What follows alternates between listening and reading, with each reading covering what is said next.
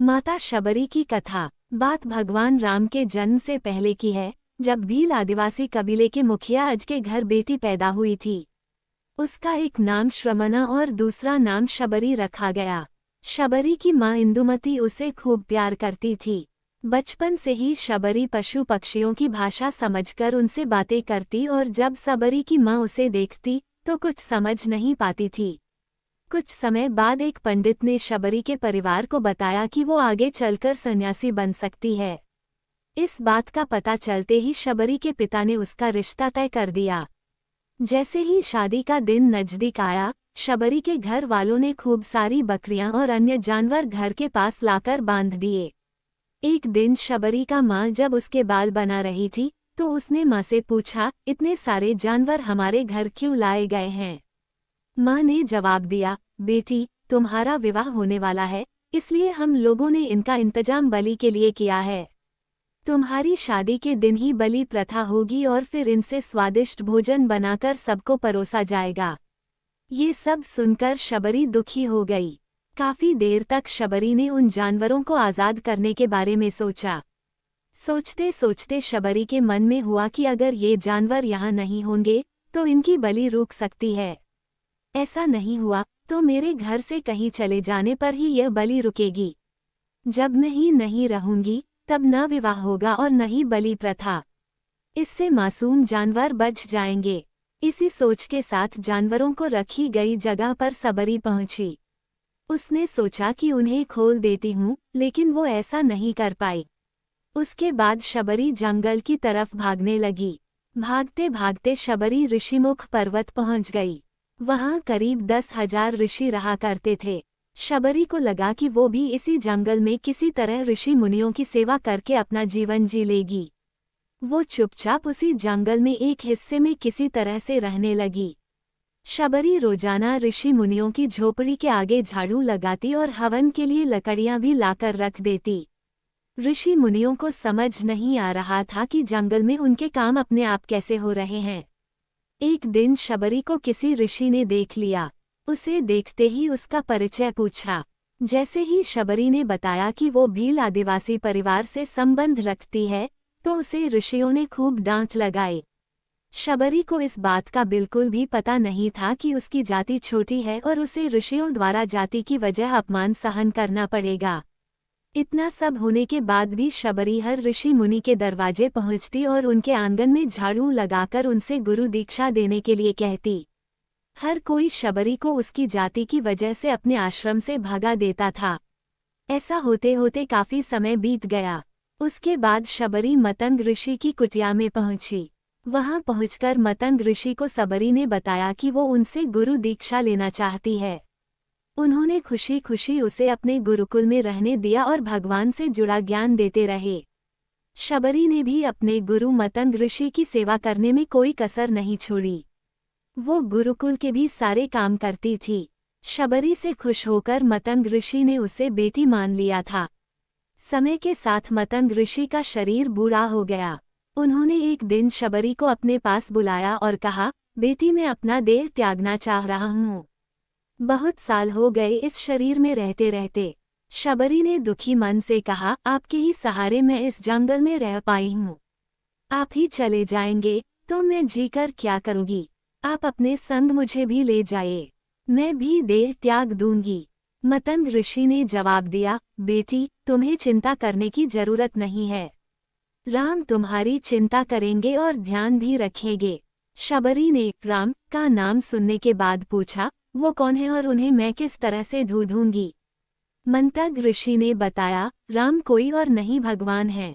वो तुम्हें सारे अच्छे कर्मों का फल देंगे। तुम्हें उन्हें ढूंढने की कोई जरूरत नहीं है। वो एक दिन खुद तुम्हें खोजते हुए इस कुटिया में आएंगे और तुम्हें उनके हाथों ही मोक्ष मिलेगा। तब तक तुम इसी आश्रम में रहो।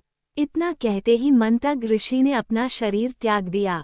शबरी के मन में मंतग ऋषि के जाने के बाद से एक ही बात थी कि भगवान राम स्वयं उससे मिलने आएंगे। वो रोज भगवान राम से मिलने के लिए बाग से अच्छे अच्छे फूल लाकर पूरा आश्रम सजाती और भगवान के लिए बेर तोड़कर लाती। भगवान के लिए बेर चुनते हुए शबरी उन्हें चख लेती थी ताकि भगवान वो सिर्फ मीठे बेर ही दे। रोजाना शबरी इसी तरह भगवान के दर्शन की आस में फूल और बेर इकट्ठा करती रहती थी। इसी तरह इंतजार में कई साल बीत गए।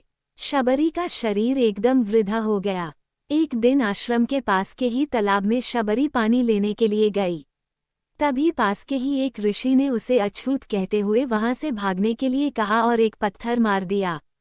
वो पत्थर जब शबरी को लगा तो उसे चोट लगी और खून बहने लगा। बहते हुए खून की एक बूंद उसी तालाब के पानी में गिर गई। तभी पूरा तालाब का पानी खून में बदल गया। ये सब होता देखकर ऋषि ने शबरी को ही डांटा और कहा कि पापीन, तुम्हारी वजह से पूरा पानी खराब हो गया। रोज ऋषि उस पानी को साफ करने के लिए अपनी कई तरह की विद्याओं का इस्तेमाल करते। कई सारे जतन करने के बाद भी कुछ नहीं हुआ।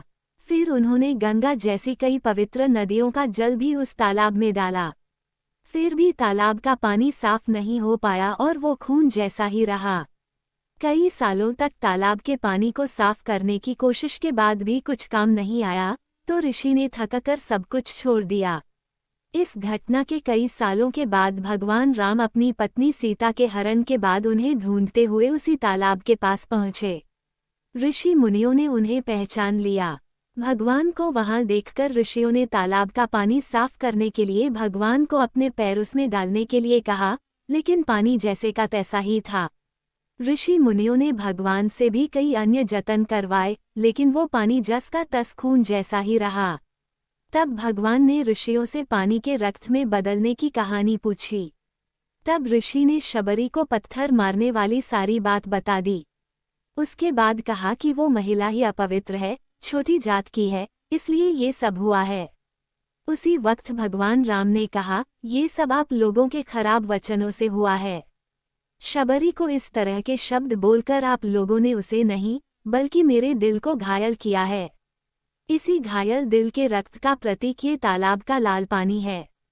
आगे भगवान राम बोले, कहाँ है वो माई, मैं उनसे मिलना चाहता हूँ। तब तक शबरी उसी तालाब के पास पहुँच जाती हैं। इस दौरान शबरी के पैर को ठोकर लगती है और कुछ भूल उस तालाब में गिर जाती है। तभी सारा पानी साफ हो जाता है। भगवान सबसे कहते हैं कि देखिए, आप लोगों ने क्या कुछ नहीं किया, लेकिन पानी साफ नहीं हो पाया। अभी सिर्फ इनके पैर की थोड़ी सी धूल ने ही तालाब का पानी साफ कर दिया। भगवान राम को शबरी पहचान चुकी थी। उन्हें प्रणाम करके शबरी ने कहा, भगवान, आप मेरे साथ कुटिया में चलिए। भगवान भी खुशी खुशी शबरी के साथ चल पड़े। फूलों से शबरी ने भगवान राम का स्वागत किया। वो सीधे बेर तोड़ने के लिए भाग गईं और चक चक कर उनके लिए बेर लेकर आई। उन्होंने बड़े ही प्यार से भगवान राम और उनके भाई लक्ष्मण को बेर दिए। भगवान राम ने भी उतने ही प्यार से उन बेर को खाना शुरू किया। तभी बेर देखकर मुंह बनाते हुए लक्ष्मण ने कहा, भैया ये बेर जूठे हैं, इन्हें आप कैसे खा सकते हैं? भगवान ने जवाब दिया, लक्ष्मण, ये जूठे नहीं बल्कि बहुत मीठे हैं। शबरी माए हम सबके लिए ये बहुत प्यार से तोड़कर लाई हैं। इतना कहकर भगवान राम प्यार से उन बेर को खाने लगे। भगवान ने जाते हुए शबरी माई से कहा, आप मुझसे जो चाहे वो मांग सकती हैं। शबरी ने उन्हें कहा, मतंग ऋषि के कहने पर मैं आज तक सिर्फ आपके दर्शन करने के लिए जी रही थी। अब आप मुझे मोक्ष प्रदान कीजिए। मैं अपना शरीर आपके सामने ही त्यागूंगी। उसी वक्त शबरी ने अपना शरीर त्याग दिया। भगवान राम ने अपने हाथों से उनका अंतिम संस्कार किया और सीता माँ की खोज में आगे बढ़ गए।